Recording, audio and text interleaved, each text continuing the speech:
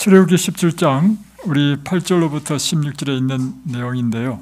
이것은 이스라엘 백성들이 르비딤에 있을 때 일어난 일입니다. 아말렉 족속이 이스라엘 백성을 공격했습니다. 그래서 출애굽한 이스라엘 백성들이 처음으로 전쟁을 하게 된 이야기가 바로 출애굽기 17장 8절로 16절에 있는 내용입니다. 지난번에 우리가 한번 봤죠.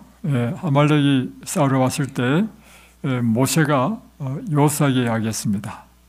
각 지파에서 군사를 모집해서 너는 전쟁터에 나와서 싸우라. 나는 그 전쟁터가 훤히 내다보이는 높은 산에 가서 내가 손을 들리라 이렇게 했습니다. 그리고는 이제 모세가 아론과 훌과 함께 산꼭대기에 올라갔는데 이제 밑에서는 전쟁을 하고 있죠. 그런데 모세가 손을 들면 이스라엘 백성이 이기고 한참 들고 있다 보니까 손이 피곤하지 않습니까?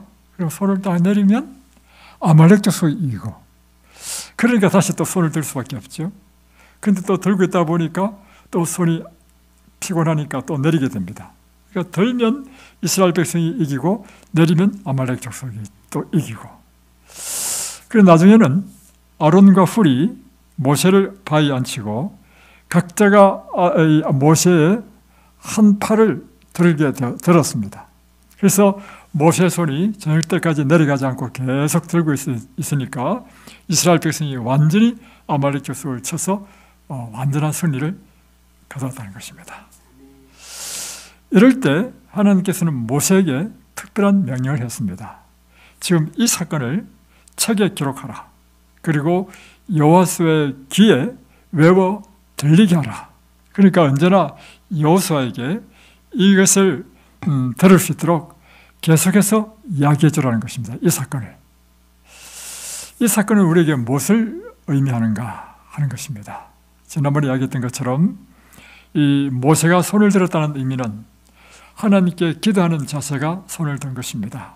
그러니까 모세가 기도하니까 이스라엘 백성이 이기고 모세가 손을 내렸다는 의미는 기도를 하지 않았다는 의미죠. 이제 피곤해서 기도를 못했다는 뜻이죠. 그러니까 또 지고. 그래서 이곳에서 우리는 위대한 승리의 비결을 배우게 되는데 그것은 승리의 비결은 기도에 있다 하는 것입니다. 그리고 이제 하나님께서는 모세에게 이야기합니다.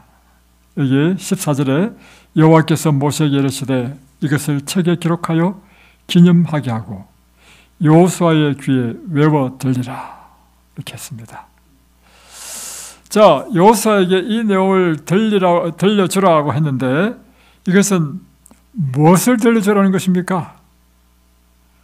한마디로요, 승리는 사람들의 기술에 있는 것이 아니고 사람들의 능력이 있는 것이 아니고 기도에 있다는 사실을 끊임없이 여호수아에게 들려주라고 하는 것입니다. 이제 이 사건 이후에 이제 출애굽한 이스라엘 백성들이 40년 동안 광야 생활을 마치고 드디어 가나안 땅에 이제 들어가게 되었습니다. 그것이 이제 여호수아입니다. 여호수아에 보면 여호수아는 책 뒤편에 있죠.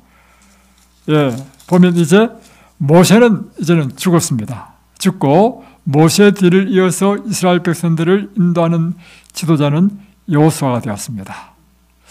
그런데 여호수아가 가나안 땅을 이제 점령하는 사명을 맡았는데 가나안 땅을 점령할 때 첫 번째 맞이한 성이 여리고 성이었습니다. 그런데 이 여리고 성은요 굉장히 크고 견고한 성이었습니다. 난공불락의 성. 성의 높이가 20m나 되고 그리고 그 지형상으로 접근이 어려운 그런 성이었습니다. 자, 이제 여호수아는 지금 첫 번째 전쟁은 굉장히 중요하죠. 첫 번째 전쟁을 승리하면 이스라엘 백성들이 사기가 올라가지고 계속 파죽지세로 이길 수 있는데 첫 번째 전쟁에서부터 실패해버리면 굉장히 힘들어지죠. 그런데 지금 여호수아는 그런 아주 중요한 순간에 처했을 때 여호수아가 무엇을 했는가 하는 것입니다. 여호수아가 뭘 했겠어요? 자나깨나 어떻게 하면 이 여리고성을 점령하지? 그 생각하지 않았겠습니까? 그리고 그걸 볼 때, 인간적인 관점에서 볼 때는 여리고성은요, 함락하기가 도저히 힘들어. 왜 그러냐면 성이 워낙 높아가지고 이 성을 점령하기 위해서는 사다리를 놓고 기어 올라가든지, 아니면 옛날에는 공성태라는 게 있었습니다. 뭐냐면 대포처럼 이제 큰 돌을 지렛대를 이용해서 딱 때리면 날아가지고 성벽을 계속해서 치는 거죠. 그래서 성벽의 한 부분을 무너뜨려서 구멍이 생기면 그 속으로 군사들이 들어가서 성을 점령하든지. 세 번째 방법은 이것입니다. 여리고성보다도 더 높이 흙으로 성을 쌓는 거예요. 이 토성이에요, 토성. 흙으로 토성을 쌓아가지고 그 높이가 여리고성보다 더 높이 있어가지고 이 높은 데서 여리고성에게 계속 불화살을 쏘든지 이렇게 화살을 쏘아가지고 이 성을 점령하든지, 이런 것이 고대 전쟁이었단 말입니다. 그러니까 여호수아가 자나깨나 어떻게 하면 이걸 성을 함락하지? 그리고 실제적으로 이 성은 난공불락의 성이고, 그러니까 사람이 이와 같은 경우를 당하면, 그리고 내가 이거 어떻게 할지를 모를 때 우리가 할 수 있는 가장 최선의 방법은 무엇입니까? 기도죠. 그러니까 여호수아에 보면요, 여호수아가 아침 일찍 나옵니다. 여호수아가 아침 일찍 이제 여리고에 가까이 있을 때 눈을 들어보았다. 그러니까 그날도 이 여리고성 가까이 가서 이거 어떻게 해야 이겠지 하면서 하나님께 기도하고 있을 때, 그때 한 군대 장관이 나타났습니다. 이분이 예수님이신데 이분이 여호수아에게 지시합니다. 그래서 그 지시에 따라 여호수아는요, 날마다 여리고성을 하루에 한 바퀴씩 돌다가 7일째는 7바퀴 돈 다음에 큰 함성을 지를 때 기적적으로 여리고성이 와르르 무너졌습니다. 그래서 여리고성을 완전히 정복했습니다. 그러니까 엄청난 소리를 한 것입니다. 인간의 방법으로 할 수 없었던 그 일을 하나님께서 능력을 행하셔서 이 성이 점령되었습니다. 이렇게 되게 된 것은 무엇 때문이죠? 여호수아가 날마다 아침마다 기도한 것입니다. 그런데 이제 여호수아의 6장으로 넘어가 보면, 6장 7장으로 넘어가 보면 이제는 여리고성 다음으로 맞이한 성이 뭐냐면 8장에 보면 8장 보면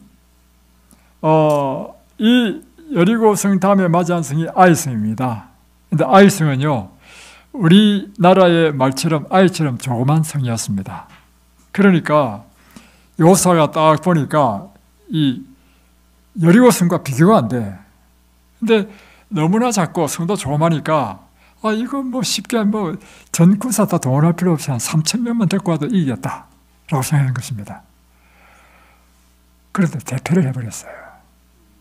그래가지고 완전히 대패를 해가지고, 그래서 여호수아가 하나님 앞에 무릎을 꿇고 다 엎드립니다. 왜 이렇게 대패를 했을까요? 이번에는요, 너무 가볍게 여겨가지고 내 힘으로 충분히 이길 수 있다고 생각했기 때문에 뭘 안 했어요?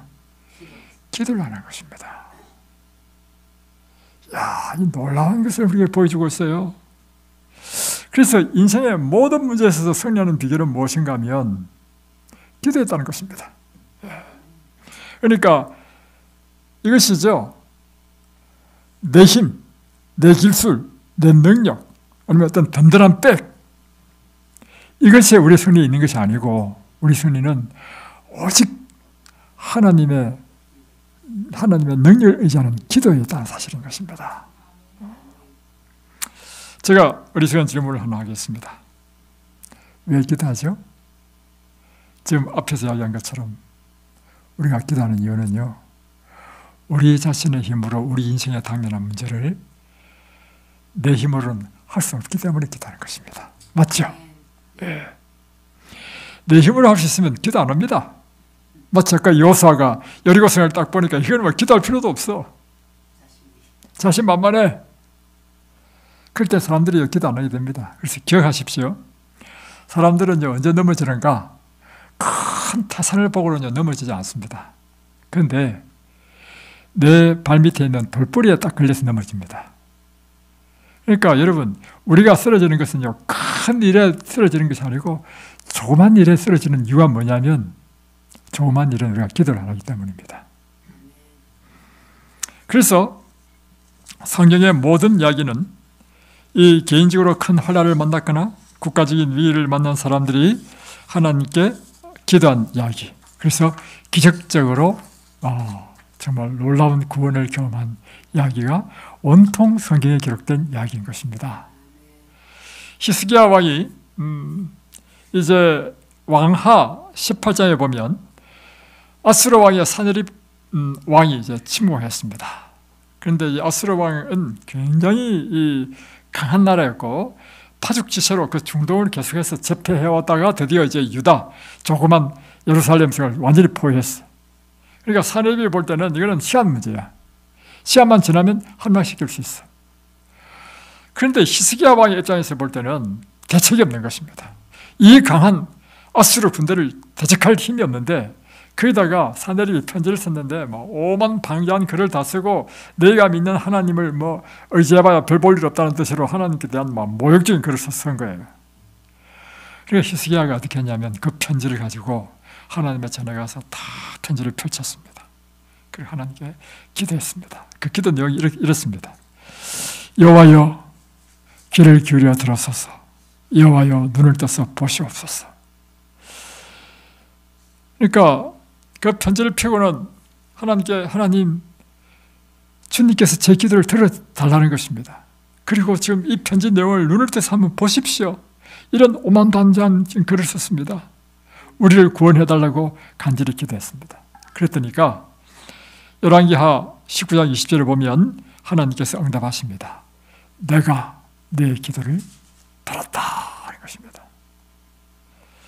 그리고는 하나님께서 그 기도를 들으시고 무슨 일을 하셨냐면 그 밤에 이 아시리아 군사 18만 5천 명을 다 쳐서 죽였습니다. 아침에 일어나 보니까 18만 5천 명이 송장이 되었어. 여러분, 그래서 히스기야는요, 기도의 능력을 경험한 것입니다. 그 다음에 이어지는 이야기가 뭐냐면 이 히스기야 왕이요, 병이 들은 것입니다. 그런데 하나님께서 선지자 이사야를 보내가지고 기도를 전하는 것입니다. 내가 지금 든 이 병은 살지 못할 거다. 죽을 병이다. 그러니 너는 내 집을 정리하라 하는 기도를 그것도 이사야 선지자를 통해서 보내준 거예요. 이사야 선지자가 이야기하면 그대로 이루어지죠. 이 말을 듣고 히스기야 왕이요, 막 벽을 대고 막 통곡하면서 울었습니다. 성경에 보면 이렇게 기록되어 있어요. 여호와여 구하오니 내가 진실과 전심으로 좌평하며 주의 보시기에 선하게 행한 것을 기억하옵소서 하고 심히 통곡하였더라.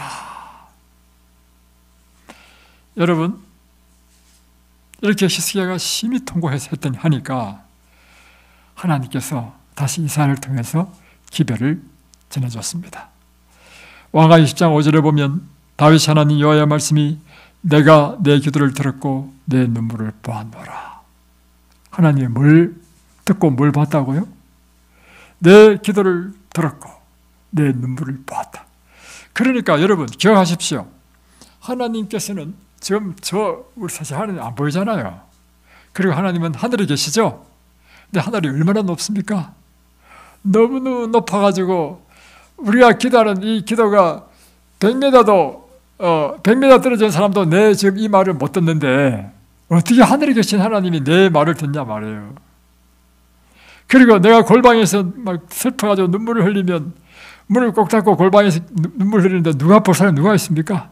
그런데 하나님께서 말씀하시기를 그 하늘에 계신 그 하나님이 내가 내 기도를 들었다. 내 눈물을 보았다.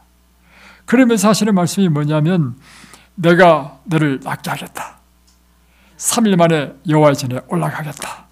그리고 내 날수를 15년을 더 살게 하겠다. 그리고 히스기야는 15년을 더 살게 되었습니다. 여러분, 우리가 왜 기도해야 되는지 아시겠습니까?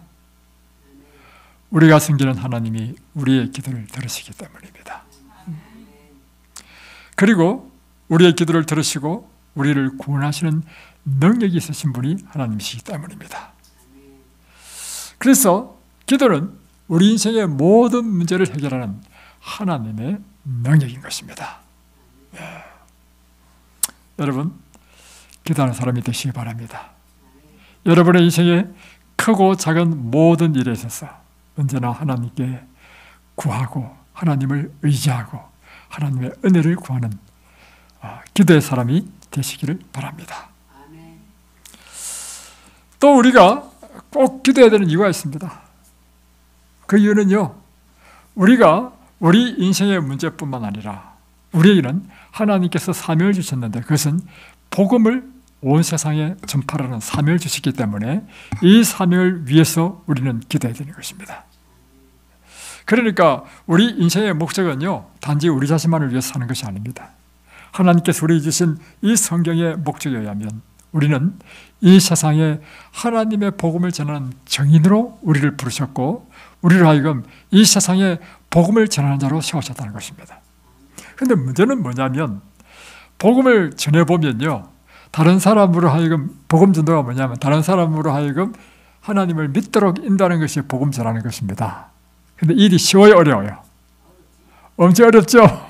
왜냐하면 이건 사람의 마음이 이렇게 동의해야 되는 일이고 사람의 마음에서부터 이렇게 이 하나님을 믿고자 하는 마음이 일어나야 된단 말이에요. 그런데 사람은 사람의 마음을 움직일 수 없어요. 사람의 마음을 변화시키고 움직일 수 있는 분은 오직 누구밖에 안 계십니까? 그래서 우리는 하나님께 기도해야 된다는 사실입니다. 전도를요, 다른 사람들은 이렇게 생각합니다. 뭐냐면 말을 잘했어, 잘 설득했어. 아닙니다, 여러분. 그것도 물론 포함되지만 더 중요한 것은 뭐냐면 그 사람의 믿음이 가야 돼. 그 사람을 믿을 수 있어야 돼. 그럴 때 내가 그 사람에 대한 마음의 신뢰심을 가질 때 이 사람이 말하는 것을 듣게 된단 말이에요. 그런데 여러분, 사람의 마음에 신뢰와 믿음을 주는 것은 뭡니까?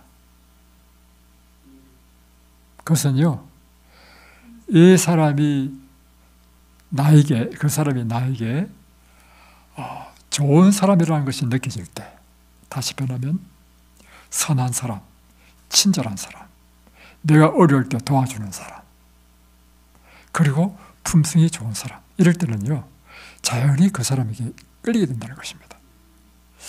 제가 이제 옛날에 살 때, 용암리 살 때, 용암리 그 이웃에 이제 새로 이사가 왔어요. 이사 왔는데, 저는 이제 이사 오면 제일 먼저 갑니다. 가가지고, 이사 오신 걸 환영합니다. 이렇게 이제 인사한단 말이에요. 인사를 딱 했더니 이 사람은 서울에서 이사 온 사람이라. 서울에서 이사 온 사람들은요, 시골 사는 사람하고 다릅니다. 왜냐하면 누가 친절하게 말을 하면 먼저 마음에 겁을 딱 먹어. 이 사람 혹시 사기칠 사람 아닌가? 하도 세상이 악해가지고요. 그래서 내가 이제 환영한다 하니까 이 사람이 막 긴장을 딱 하면서요, 이렇게 대하는 것입니다. 그래서 제가 나는 이 밑에 사는 사람이라 하고 이곳은 이 동네는 이래서 좋다고 이야기하고 이 동네 살면 참 좋을 거라고 하고 이렇게 이야기했단 말이에요. 그리고 나서 제가 뭘 했냐면 우리 밭에서 재배한 채소, 배추, 무를 뽑아서 날마다 줬어. 주고 또 필요한 거 있으면 또 도와주고. 그리고 나중에 이 사람이 나중에 마음의 문이 확 열렸어.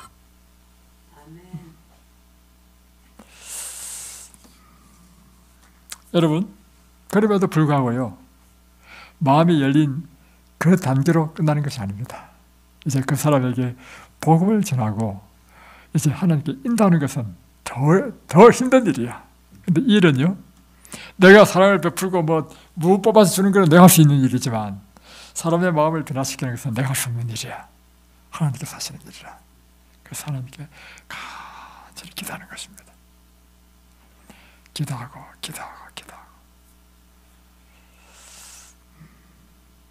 그래서 우리는요, 우리 자신의 인생의 문제에 우리가 해결할 수 없는 일 때문에 하나님께 기도할 뿐만 아니라 우리는 우리 자신뿐만 아니라 이 세상에 복음을 전하는 사명을 위해서 우리는 기도해야 된다는 것입니다. 에레미야 33장 3절에는 이렇게 이야기하고 있습니다. 너는 내게 부르짖으라. 내가 내게 응답하겠고 내가 알지 못하는 크고 비밀한 일을 내게 보이리라. 그래서 제가 지금도 기억하는 것이 뭐냐면 하나님께 간절히 기도하니까요. 한 사람이 딱 생각이 나. 그래서 그 사람을 찾아갔어. 찾아가가지고 여러분이 잘 이해를 못 하시겠지만요. 저한테 실제로 일어난 일입니다. 진짜 제가 기도를 간절히 하나님, 그때 제가 선교회장을 맡았단 말입니다. 교회에서. 그때 집사였고. 그래서 제가 기도했습니다. 하나님, 제가 선교회장이 되었는데 선교회장이라는 것은 뭐냐면 사람들을 하나님께로 인도하는 일을 맡은 책임자가 선교회장입니다. 그러니까 하나님, 제가 선교회장인데 제가 선교회장으로서 먼저 우리 교인들에게 모범을 보여야 되지 않겠습니까? 그러면 내가 먼저 누군가를 좀 인도하는 걸 보여주는 것이 선교회장이 첫 번째로 이 교회에서 해야 될 일 같은데, 하나님, 제가 누구를 하나님께로 인도할 수 있습니까? 하고 기도를 간절히 하니까요, 갑자기 한 사람이 딱 생각이 났어. 찾아갔습니다. 찾아갔는데 원래 생각했던 사람은요, 그 시골집에 시골 농사 짓는 사람인데 그 부인을 제가 사실 만나려고 했습니다. 왜 그러냐면 제가 집집 방문을 하는 가운데 그 부인이요, 저에게 참 친절하게 자기 방 안으로 인도하고 물도 주고 이렇게 했단 말이에요. 그래서 기도하는데 그 사람이 생각나가지고 이 사람한테 하면 친절을 베풀었으니까 그래서 찾아갔단 말이에요. 갔는데 그 사람이 없어. 없고는요, 그 사람 대신에 그 사람 남편이 낮잠을 자다가 나오는 거야. 낮잠을 자다가. 그러니까 제가 당황했어요. 이럴 때 어떻게 해야 되지? 제가 그래서 제가 단도직입적으로 하겠습니다. 선생님, 하나님을 믿으십시오 했단 말이에요. 심판 처음 보는 사람한테. 근데 이 사람이요, 그러니까 하나님께서 역사하시니까 이런 일이 일어나더라고. 이 사람이 그 말 듣고는 얼굴을 푹 숙이고는 한참 생각을 해. 다음에 얼굴을 딱 세는데요, 얼굴이 푹 달아올라가지고는 제가 하나님을 믿겠습니다. 그러니까 제가 그렇게 질문을 그렇게 약했지만 제가 이 대답이 나올 줄 사실 제 자신이 기대를 못했습니다. 했는데 그렇게 나오는 거예요. 그래서 그럼 내가 두 번째로 무슨 말을 해야 되나 또 생각하다가 다음 주부터 우리 교회에 나오십시오 했단 말이에요. 생판 모르는 사람한테. 이 사람이 또 머리를 푹 숙이더니만 얼굴을 들어. 제가 다음 주부터 교회 나가겠습니다. 그래서 교회 나오기 시작한 거예요. 근데 교회 나오는 것으로 끝나는 것이 아니고 이제는 교회 출석으로 끝이 아닙니다. 사람들이 어떻게 생각하냐면 전도라면 교회 데리고 오는 걸로 끝이 난다고 생각하는데 그게 아니고 교회 오고 난 다음에 뭘 해야 되냐면 하나님의 말씀을 배워가지고 진짜 하나님을 믿기로 결심해야 돼. 그래서 제가 또 성경을 가르쳐야 됐습니다. 근데 성경을 가르쳐야 되는데 저는 처음 해보는 일이라 그 당시에. 그러니까 제가 제한테 이야기했죠. 기도를 해달라고. 성경 가르치는 시간에 제는 집에서 열심히 기도했습니다. 왜냐하면 저는 처음 경험하는 거니까 제가 남편을 위해서 기도하고 저도 그 전에 기도 한참 하고 갔단 말이에요. 지금도 잊을 수 없는 일인데요. 이분이 성경을 배우는데 막 성령을 받는 거라. 막 닭똥 같은 눈물을 툭툭툭 떨어뜨리고 자기 죄를 회개하고. 제가 또 그 모습도 처음 봤습니다. 제가 그래가지고 그분은 침례받고요. 그때로부터 자기 부인을 또 인도해주고 부인도 침례받고 또 자기 친구를 인도하고 나중에는 이분이 막 마음이 뜨거우니까 그 시골 동네 온 동네 집집을 다니면서요 두드리면서 당신도 예수 믿으라고 전도인이 됐어요. 그 사람이. 제가 지금 드리고자 하는 말씀이 뭘 말씀드리고자 하냐면 우리가 복음 전도를 위해서 우리는 기도해야 된다. 왜냐하면 사람의 마음을 이 움직이고 변화시킨 것은 우리에게 있는 능력이 아니라는 것입니다. 그래서 우리는 기도해야 된다는 것입니다. 그래서 사도행전 564페이지에 이렇게 기록하고 있습니다. 기도는 제약과의 투쟁과 그리스도인적 품성의 개발에 있어서 하늘이 정하신 성공의 방법이다. 그러니까 우리가 제약과의 투쟁, 우리의 죄의 악한 습성과 이기기 위해서 투쟁할 때 기도해야만이 승리할 수 있다는 것입니다. 예를 들면 내가 옛날에 먹던 그 식습관을 고치기 위해서는요 힘듭니다. 뭐 할 때만 이길 수 있다고요? 기도할 때만 하나님께서 능력을 주셔야만 우리의 식습관도 바꿀 수 있고 식욕도 바꿀 수 있고 우리의 악한 습관도 버릴 수 있고 할 수 있다는 것입니다. 그리고 그리스도인적인 품성의 개발에 있어서 다시 말하면 우리의 모나고 거칠고 이런 품성이 깎이고 정말 온유하고 부드럽고 이런 이타적인 품성으로 변화되는 것은요 하나님의 절대적인 도움이 필요하다는 것입니다. 그럴 때 기도만이 성공의 비결이다 하는 것입니다. 그래서 교회적은 7권 42페이지는 이렇게 기록하고 있습니다. 기도가 필수적이 아니라는 생각은 영혼을 망치는 데 있어서 사단의 가장 성공적인 책략들 중에 하나이다. 그러니까 기도는 반드시 기도를 해야 될 필요가 없다 하는 것은요 사단이 제일 좋아하는 것이라는 것입니다. 기도는 지혜의 셈이시며 힘과 화평과 행복의 근원이신 하나님과 교통하는 것이다. 그러니까 이 기도할 때 하나님께서 우리에게 뭘 주신다고요? 지혜를 주시고 기도할 때 하나님께서 힘과 화평과 행복의 능력을 우리에게 주신다는 것입니다. 자, 그러면 이제 어떻게 기도할 것인가? 기도하는 방법에 대해서 제가 말씀드리겠습니다. 이제 기도할 때 먼저 하나님 아버지의 이름을 부르고 다음에 이제 1단계, 2단계, 3단계, 4단계, 5단계까지 있는 걸 다 아시죠? 다음에 먼저 하나님께 감사를 드리고 다음 내 죄를 회개하는 기도를 하고 다음에 내 마음의 소원을 하나님께 아뢰고 그리고 맨 마지막에는 예수님의 이름으로 기도합니다. 이것이 기도하는 일반적인 패턴 방법입니다. 자, 이것은 여러분이 다 아실 거고 오늘 제가 말씀드리려고 하는 기도하는 방법은 뭐냐면 성령으로 기도하라는 것입니다. 이게 에베소서 6장 28절에 보면 모든 기도와 간구로 하되 무시로 성령 안에서 기도하고 이를 위하여 깨어 구하기를 항상 힘쓰며 여러 성도를 위하여 구하라고 하신 것입니다. 그러니까 기도할 때 어떻게 하냐면 성령 안에서 기도하라. 그러면 이 성령 안에서 기도하라는 뜻이 무슨 뜻인가 하는 것입니다. 그것은 성령의 요청에 의하여 드리는 기도를 하라는 것입니다. 이게 무슨 뜻인가? 성령께서 우리의 마음속에 감동을 주시고 성령께서 우리에게 깨닫게 하시고 성령께서 우리에게 기도하게 하시는 그 기도를 하라는 것입니다.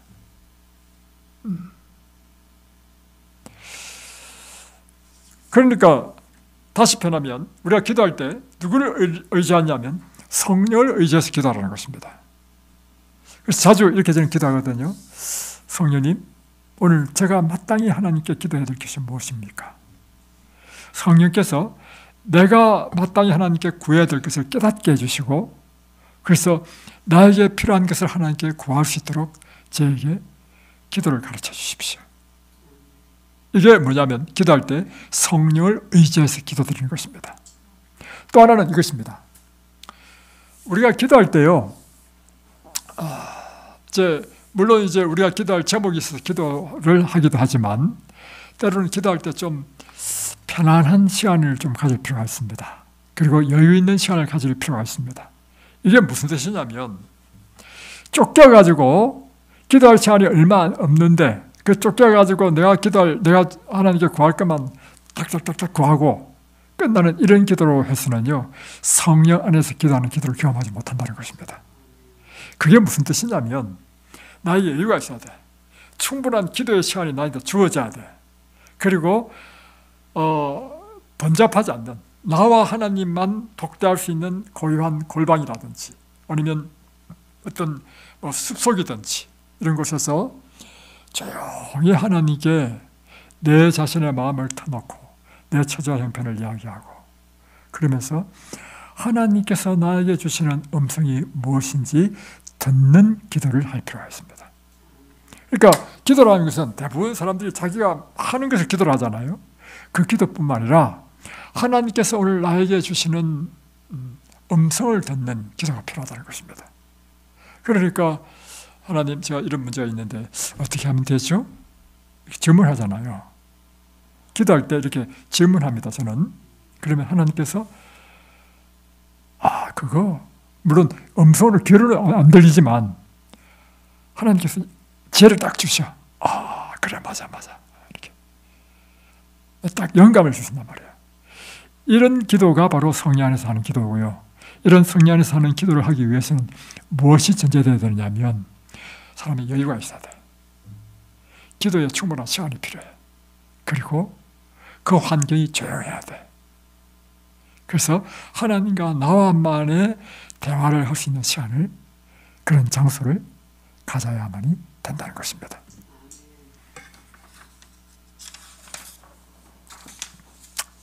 로마서 8장 26절에 보면 이와 같이 성령도 우리의 연약함을 도우시나니 우리는 마땅히 기도할 바를 알지 못하나 오직 성령이 말할 수 없는 탄식으로 우리를 위하여 친히 간구하시느니라. 그러니까 성령께서 하시는 일이 뭐냐면, 우리가 무엇을 구할 바를 알지 못할 때 성령께서 우리를 사랑하시기 때문에 우리에게 필요한 것을 위하여 말할 수 없는 탄식으로 우리를 위해서 기도하신다. 또 이것은 무엇을 또 의미하냐면 우리에게 마땅히 기도할 것이 무엇인지를 가르쳐 주신다, 이것입니다. 그래서 성령께서 우리에게 가르쳐 주심으로 내가 성령께서 가르쳐 주시는 내 삶에 필요한 것을 하나님께 구하게 된다는 것입니다. 로마서 8장 27절, 마음을 살피시는 이가 성령의 생각을 아시나니 이는 성령이 하나님의 뜻대로 성도를 위하여 간구하심이니라. 그래서 이 성령께서 하시는 일이 뭐냐면 우리의 기도를 도우시고 우리를 위하여 간구하시는 일을 하신다는 것입니다. 그래서 여러분이 성령 안에서 기도하는 것을 훈련해야 됩니다. 무시로, 뜻은 뭐냐면 시시때때로 언제나 늘 성령 안에서 우리가 하나님과 교통하고 하는 그런 삶을 살아야 된다.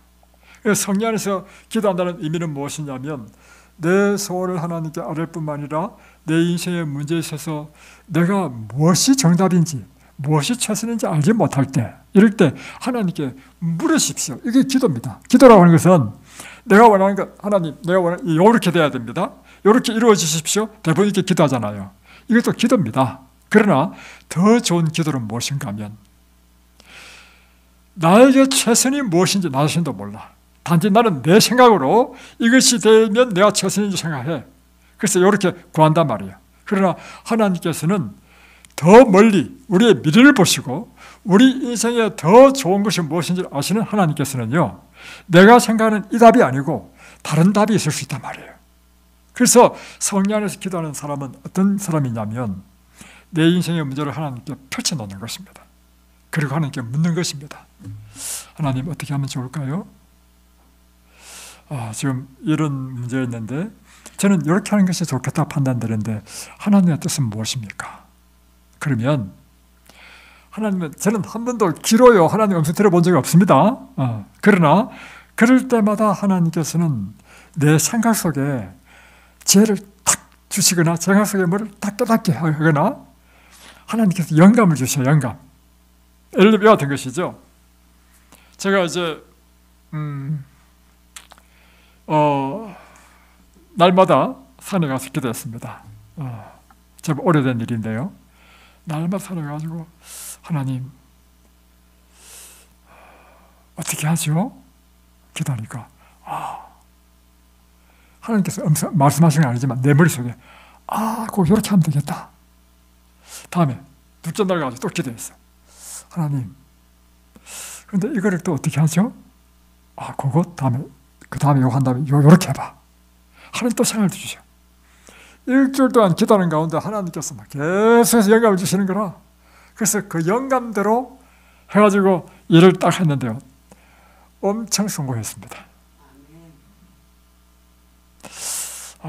제가 자세하게 이야기 못하는 이유는 하여튼 그렇습니다. 그래서 여러분, 성령 안에서 기도하는 걸 훈련하십시오. 제가 이제 젊었을 때 우리가 천안에 갔다 했잖아요. 그곳에서 약국했다 했잖아요. 그때 불과 30이었을 겁니다. 저는 31, 32, 31 이렇게 됐는데, 지금 생각해보면 참 젊은 나이죠. 그런데 이제 약국을 하다 보면요, 옛날에는 약국에서요 조제를 다 했습니다. 그러니까 지금은 약국에서 조제 못해요. 의사가 처방하는 대로만 약만 타주잖아요. 옛날에는 감기 환자들 뭐 이런 환자하면 어디 아프다면요 약 사가요 조제 다 해서 줬습니다.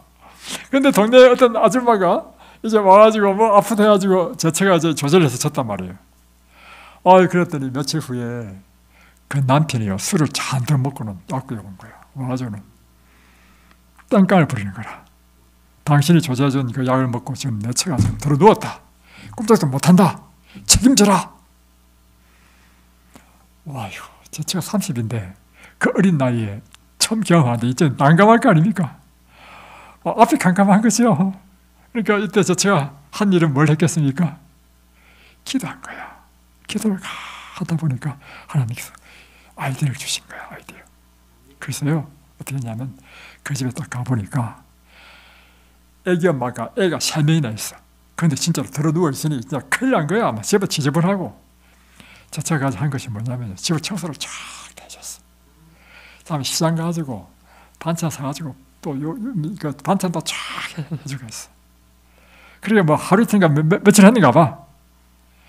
그 다음부터는요 그 남편이 감동을 받아가지고 모든 문제 다 해결됐어. 이게 성령 안에서 기도할 때 하나님께서 우리를 도우시는 방법입니다. 시대의 소망 189페이지는 이렇게 이야기하고 있습니다. 모든 신실한 기도는 성령에 의해 구성된다. 그러니까 신실한 기도는 무엇에 의해서? 성령에 의해서 만들어진다는 것입니다. 하나님께 간합되는 기도는 바로 이런 기도이다. 이제 또 우리가 기도할 때 연합해서 기도하라는 것입니다. 하나님의 말씀은 개인적인 엄밀한 기도를 하라고 하셨을 뿐만 아니라 믿는 신자들과 함께 연합하여 기도하라고 하는 것입니다.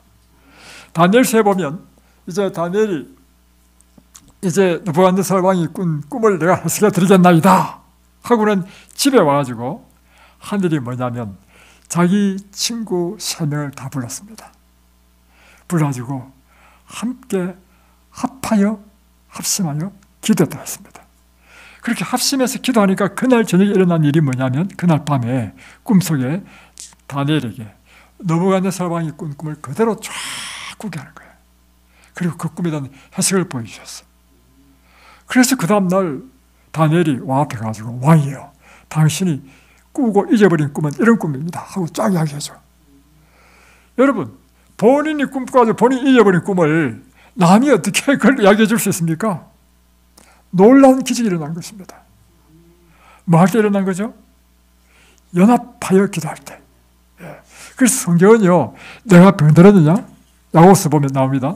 병이 들었으면 교회에 요청해서 장로들을 청해서 합심해서 기도하게 하라. 그러면 치료가 급속할 것이다. 여러분, 그래서요, 우리가 이곳에서 해야 될 중에 참 중요한 일은 기도하는 것이죠. 그래서 아침에 우리가 건강 체크할 때도 뭐 하죠? 건강 체크 다 한 다음에 또 일일이 한 사람 한 사람 기도하죠. 이것은 사실은요, 이덴밸리는 어쩌면요, 이거는 영적인 치료가 일어나는 곳입니다. 이거는 단순히 뭐 음식 잘 먹고 운동해가지고 병 낫는 것이 아니라 하나님의 능력으로 치료되는 것이 이덴밸리입니다. 왜냐? 날마다 하나님을 의지하고 날마다 기도하고 날마다 말씀으로 하나님 뜻을 구하고. 그래서 이곳에서 하나님께서 치료해 주시는 그 치료를 경험하게 되시길 바랍니다. 전도서 4장 12절에는 한 사람이면 패하겠거니와 두 사람이면 맞설 수 있나니 세 겹줄은 끊어지지 아니하느니라. 그러니까 기도도요, 한 사람보다는 두 사람, 두 사람보다는 세 사람이 함께 연합해서 기도하는 것입니다. 레위기 26장 8절에는 너희 다섯이 100을 쫓고, 여러분 5명이 100명을 물리칠 수 있겠습니까? 와, 성경에 이렇게 기록하고 있어요. 그런데 5명이 100명을 물리치면 1인당 20명을 물리치는 거죠. 그런데 그 다음에 너희 100이 만을 쫓으리라. 아까 5명이 100을 쫓으면 1인당 20명을 쫓아낸 것인데, 너희 100이 만을 쫓아낸다는 것은 한 명당 몇 명을 쫓아내야 만이 됩니까? 100명씩. 그러니까 보세요. 5명이 모을 때는 1인당 20배. 그런데 5명보다 더 많은 100명이 모여서 하니까 100배. 이것은 무엇을 의미하냐면 연합해서 할 때 그 파워, 시너지 효과가 크다는 것입니다. 그래서 여러분 그 전투 비행단을 보면 전투기가요 한 대만 뜨는 것이 아니라 편대로 갑니다.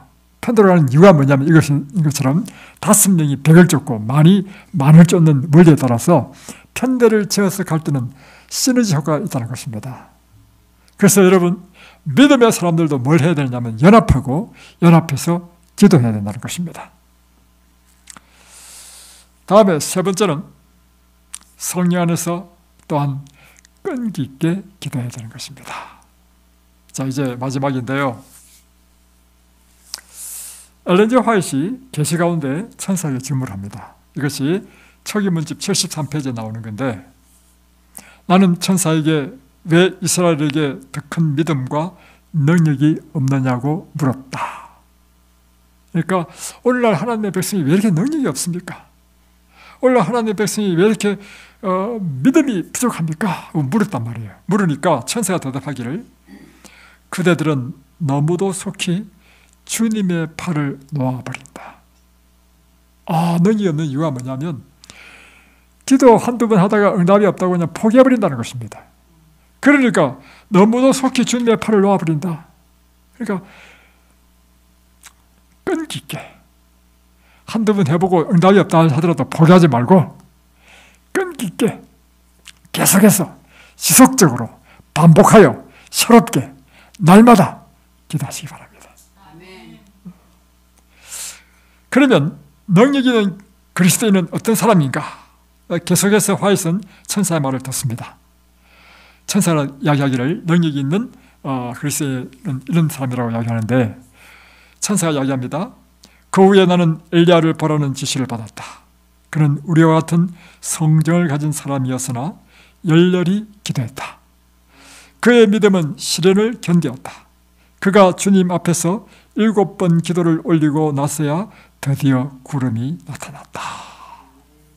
자, 그 다음에 천사가 엘렌 G 화이트에게 누구를 보여주냐면 엘리야를 보여준 것입니다. 엘리야가 무엇을 보여주냐면 엘리야가 기도하는 모습을 보여준 것입니다.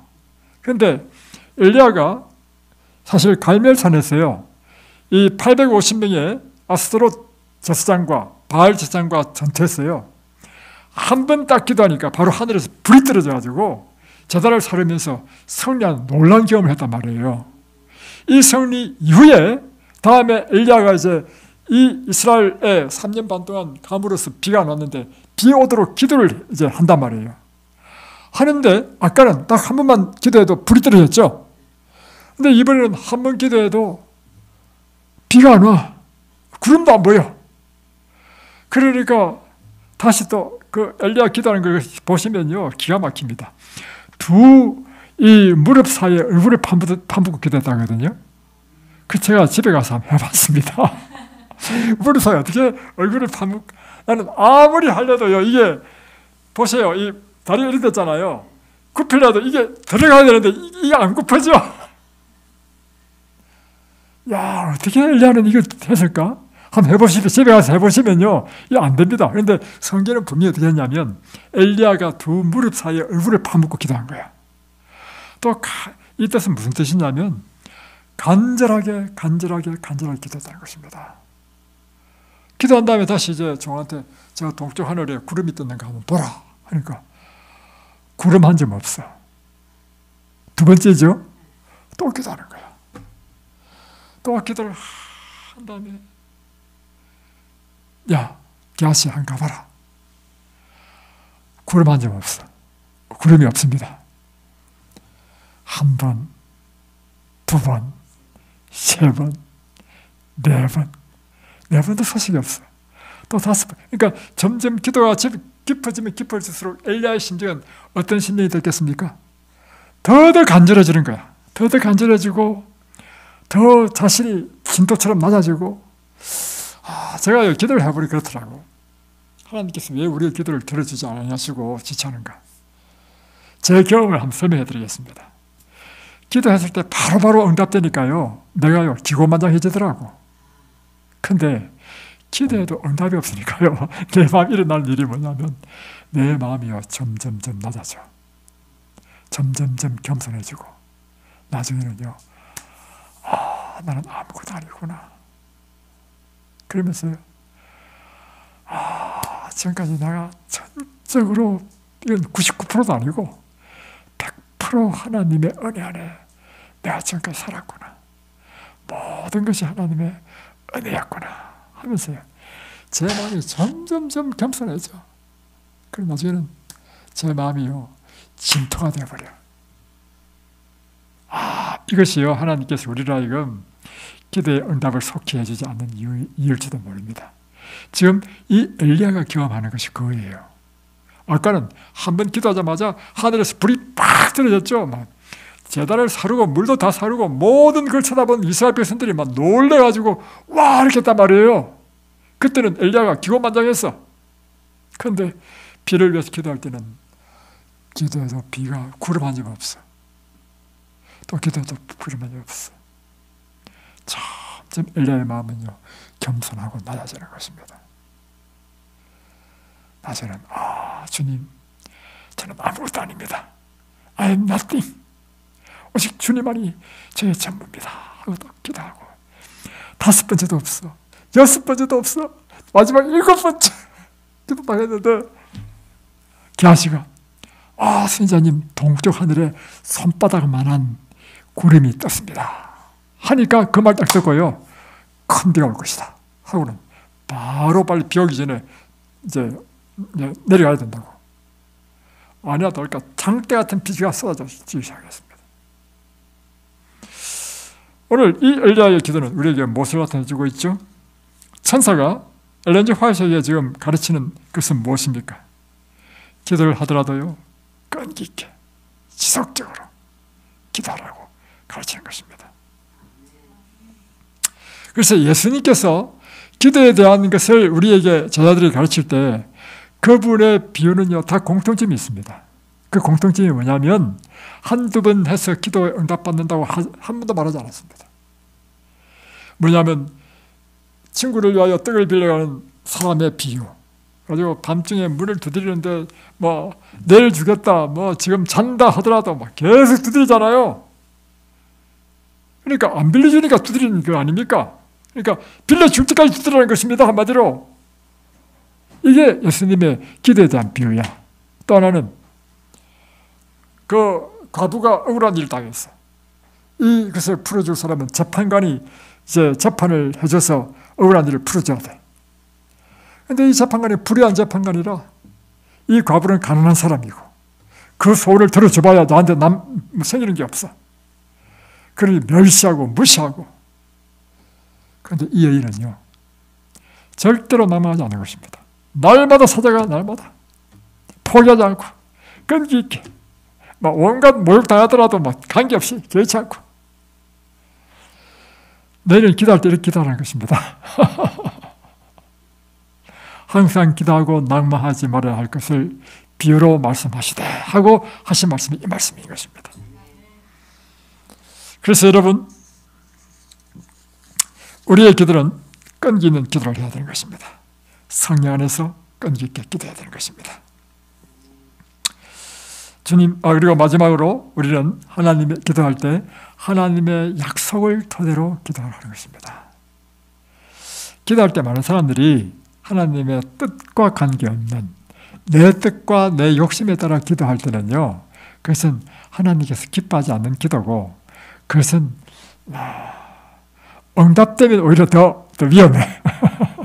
그렇죠?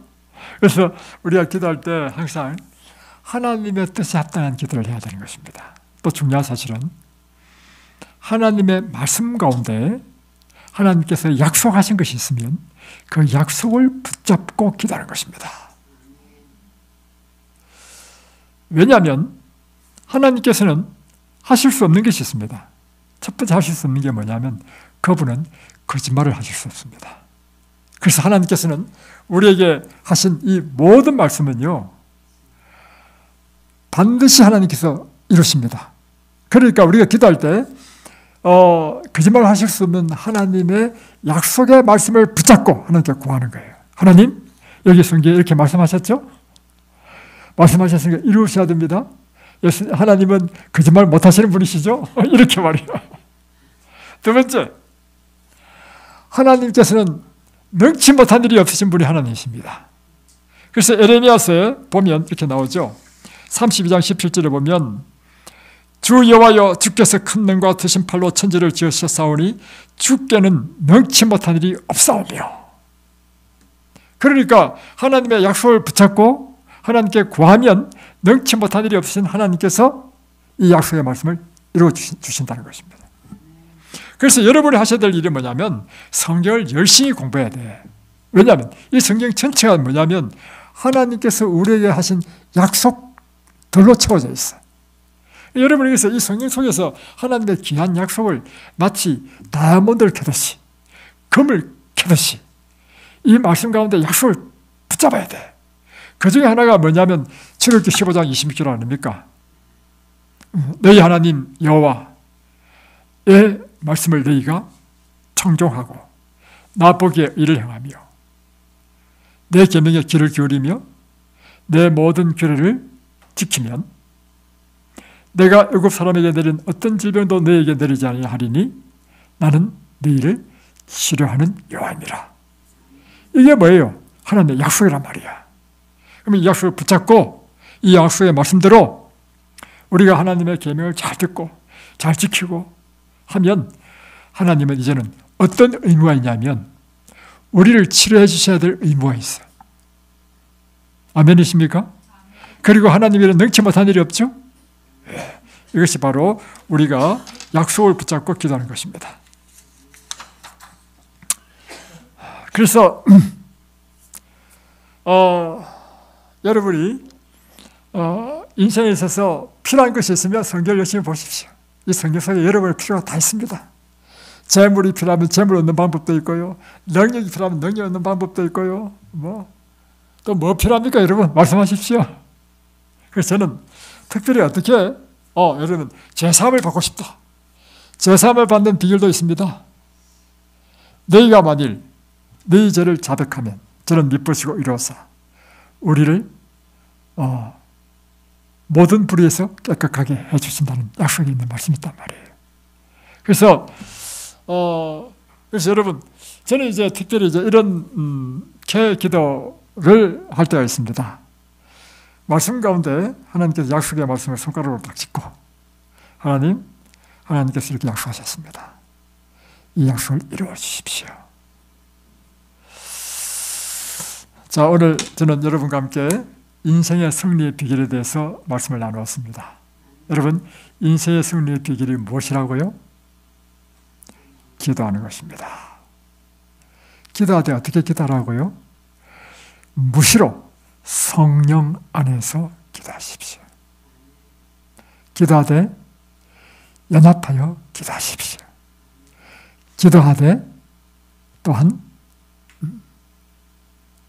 어떻게 기도하셨죠? 끈기 있게 남하지 말고 계속해서 기도하십시오. 또 기도하되 하나님의 약속의 말씀을 붙잡고 기도하십시오. 하나님의 놀라운 능력이 우리의 삶을 능력 있는 삶, 승리한 삶으로 바꿔주시기를 주의 이름으로 축원합니다.